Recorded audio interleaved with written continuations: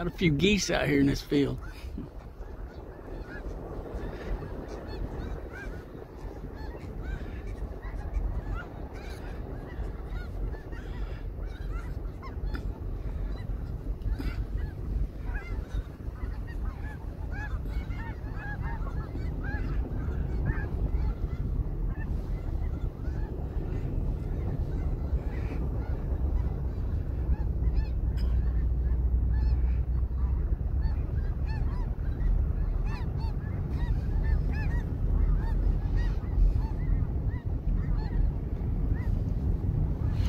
Okay, I wasn't really gonna record anything, but thought all them geese over there is pretty cool. I'd seen some goose hunters back up the road there a little ways. Wasn't even a quarter mile from where I saw these geese, but anyway. Hell, this is the roads tonight. Much better than they were last night or this morning. Oh man, it was something else this morning. Sure, you know, most of the country looks like this, I guess. It's what I'm hearing. Some of them windmills over there, I don't know if there's, I don't know. I heard about Texas, and a bunch of their windmills had to be shut down because they were afraid with all the ice on those big propellers. I guess they're not really propellers, but big blades, they was vibrating themselves too much, and they didn't shut them down. They'd break. Renewable energy. Yeah, that's a big reason Texas is having their electrical problem. Okay. I moved my thumb and shut the video off. Anyway, I was getting ready to start talking about synthetic meat. Lab-grown meat. Yep, I'm back on that. I just saw two different reports where Bill Gates is really pushing the lab-grown meat. That might explain why he's buying up all the farmland. I don't know. I mean, you know, go out there and check it out. I can't remember one of the places that I saw it, I believe was The Blaze. Just, you know, go to your favorite search engine. I prefer DuckDuckGo, but that's me. And, you know, look it up. Yeah, he says, yeah, you just need to get used to the taste of it. Well, if I need to get used to the taste, I don't think I'm gonna like it. It's just my opinion. Anyway, people, this makes me nervous. This is, you know, Bill Gates has got tons of money and likes to use it to influence governments. That's scary. That should scare us all. You know, he's bought, I don't know, something like 150,000 acres of farmland, ranch land, all over the, if I remember the map I saw right, it's mostly Midwest and West, but, you know, what's he going to do with all that land? Why is he buying that land?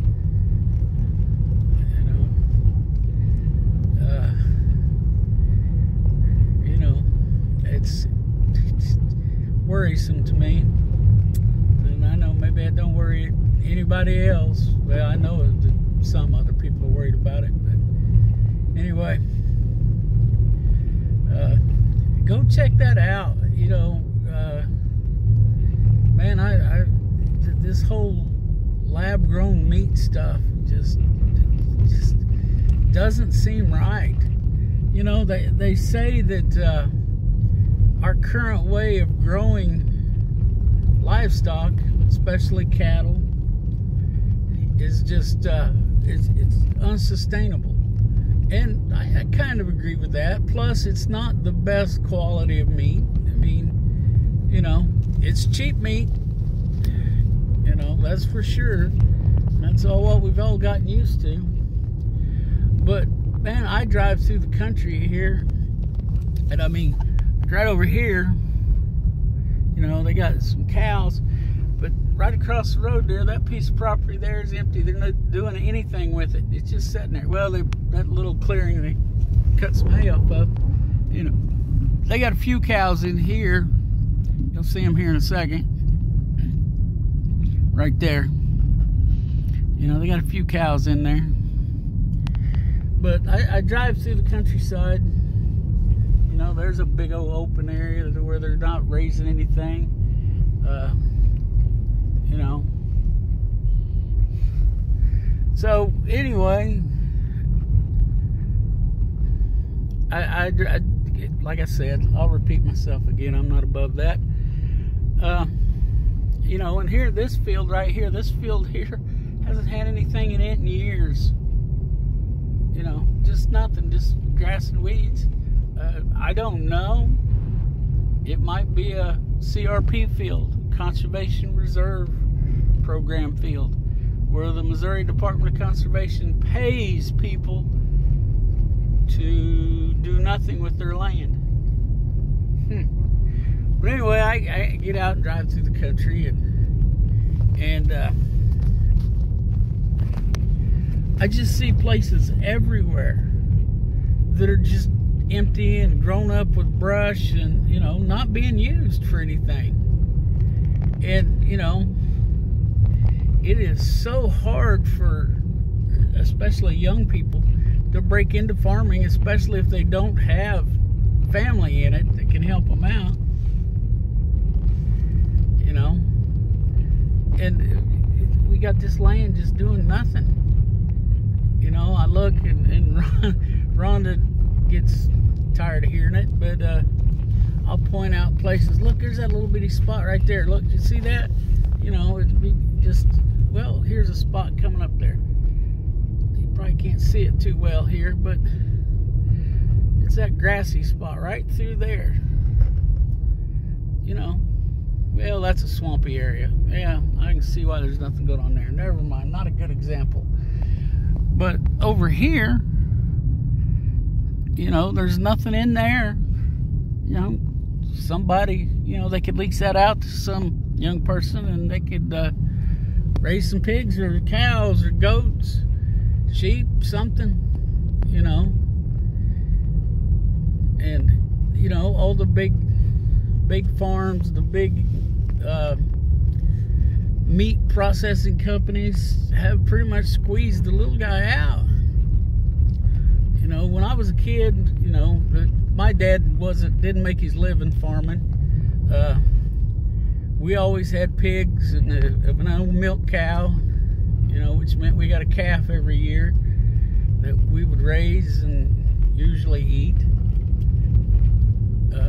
Had milk all year round. We had chickens. Mom and Dad, I said before, buy 100 chickens every year. And then, you know, when they were big enough, my aunt and uncle would come by and they would process chickens all day. And then everybody'd have chicken to eat for a while, you know. So, but Dad did all that on 5 acres. 5 acres, you know. You know, we'd have up to 25 head of pigs and a milk cow with a calf. Huge garden. Chickens, like I said, he'd buy at least 100 chickens every year. You know, we had a laying flock, and, you know, so we had eggs. But anyway, you know, I quit stumbling around here. You know, with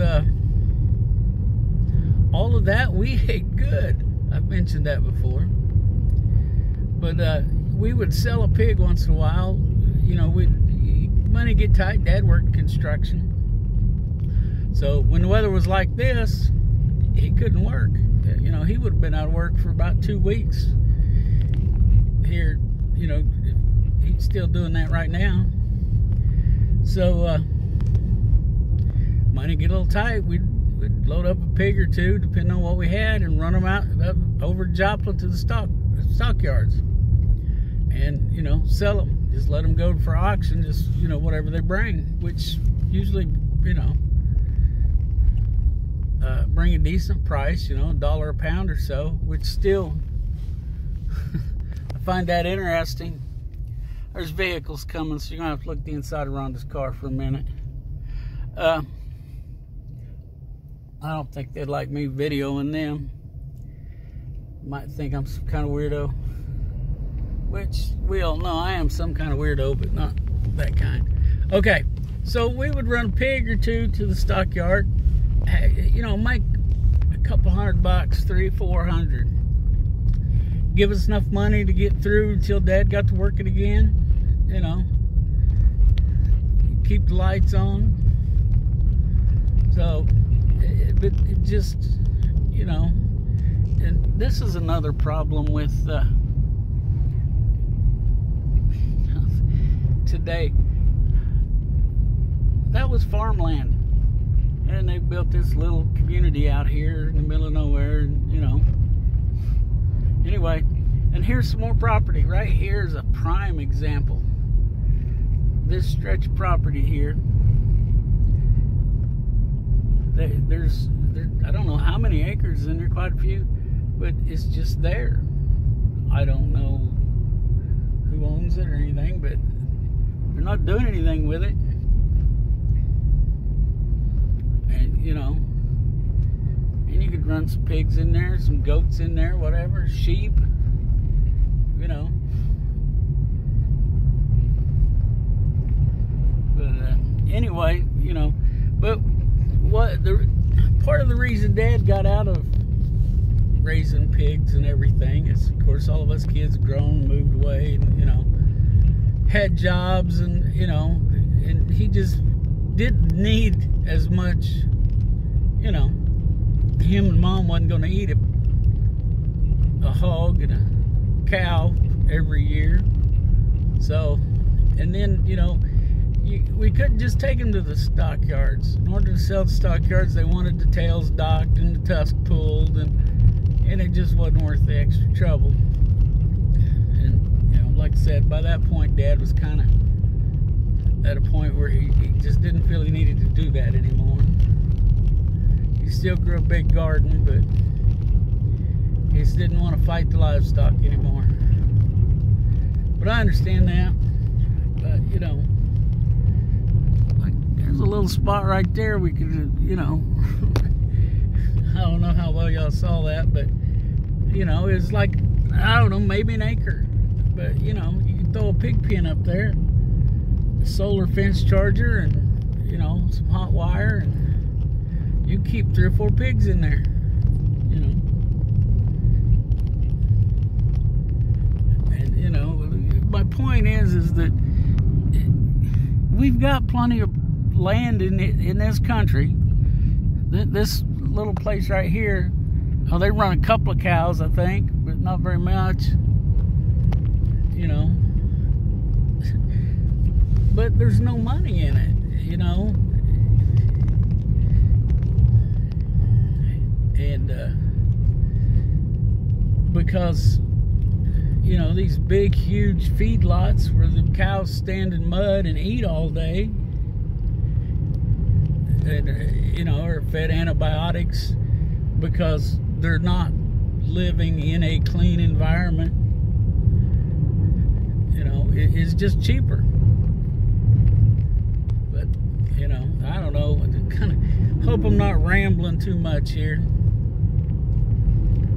Just, you know, and maybe I'm watching Joel Salatin and Justin Rhodes and some others too much. I don't know.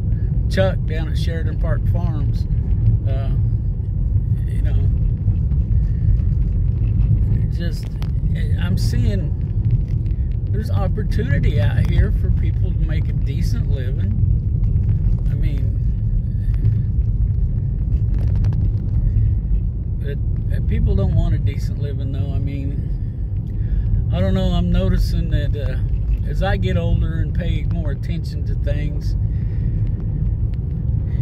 people don't want to just make a living. It used to drive me nuts. I was working with my dad. We had the landscaping business, and he just wanted to make a living. He didn't want to get rich. He didn't want a fancy car, a fancy truck, you know.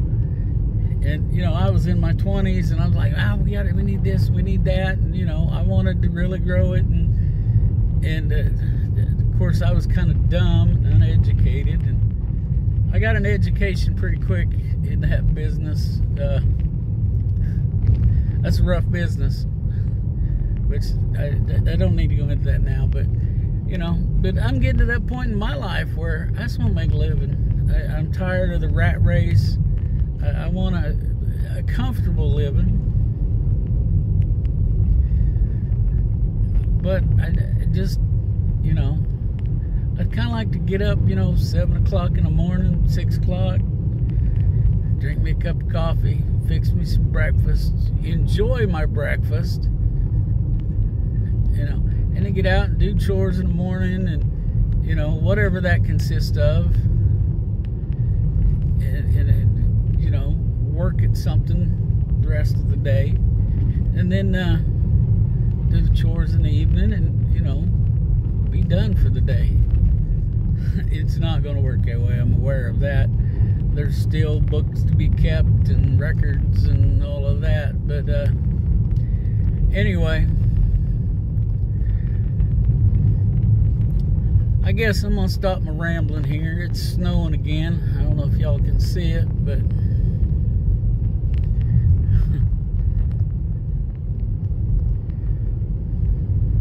it's coming down pretty good. But I guess my point is that, you know, if we could get more people to understand, okay, there's a few things we got to get them to understand. That's some big snowflakes. But anyway, that one, you don't have to start out with, you know, a couple hundred acres and millions of dollars worth of equipment and livestock, and, you know, and you would still produce a better product than what you can go to the grocery store and buy. You know, I just wish people would understand that. And that, you know, a lot of these young guys that are wanting to get into farming, of course, around here, row crops are a big deal. I don't know what the advantage is to row crops. I've never been involved with that. I was a little slickery. But anyway, so I don't know why that's an attraction, and maybe they just think that's, I don't know what you're supposed to do. But I just we need smaller scale farming, I think. I mean, nothing against this guy here. I don't even know him. But he's got a lot of money tied up there. You know, can't see what all he's got, which you don't need to. Ain't none of your business. But anyway, you know, but we all can't do that. I mean, and I don't really want that big of an operation. I'd like to have a big enough operation where, you know, I don't really know what I want right now, just other than I want to be able to work on my place. And I think that, you know, with the way things have happened with this pandemic and the food shortages, oh my, I went to Walmart last Saturday, and yep, I'm off on a rabbit trail. Last Saturday, you know, before all this bad stuff hit this week, and oh man, the shelves were almost bare, and I'm thinking, I know it's going to get bad. I know it's going to be bad for a while. But man, of course, at my house, and this, Ron and I have always agreed on this, we keep food in the house. We have 2 6-foot freezers. Oh, I'm fumbling. We have, you know, the 2 6-foot freezers. We have the freezer on the refrigerator, and they're all full. And they pretty much stay that way. Rhonda gets in there all the time, finds stuff she forgot we had. But, you know, so we're good for a little while. You know, there's always something we want. You know, we may need something. You know, there's not much that we need that, you know, we don't have or can't make ourselves, you know, if we had to. But of course, it's always surprised me, the people that are not prepared. You know, they're going to the grocery store every day. You know, I don't understand that. Of course, you know, it's got to do with the way I was raised. It's, you know, Mom and Dad would go to the grocery store once a week, but they would get ahead on stuff. And, you know, like I said, we also raised our own pork, chicken, and beef. So, you know, they had a huge freezer. I think it was 8 or 10 feet long. I don't know. It was huge. And it was always full. But so, that's the way I think. But I guess I'm not the mainstream. But anyway, you know, I've mentioned this before. This pandemic has really made me rethink a lot of stuff.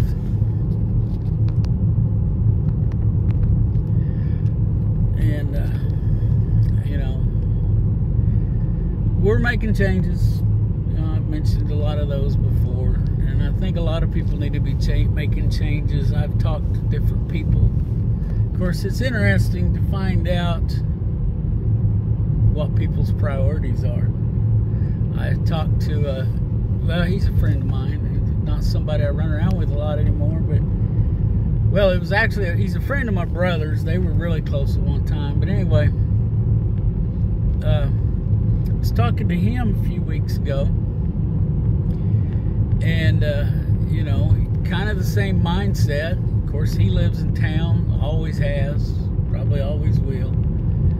Not much interest in livestock, but they were, you know, making preparations. I think that he was telling me they bought a freezer, but they were saving up for their next big investment. Was going to be a generator,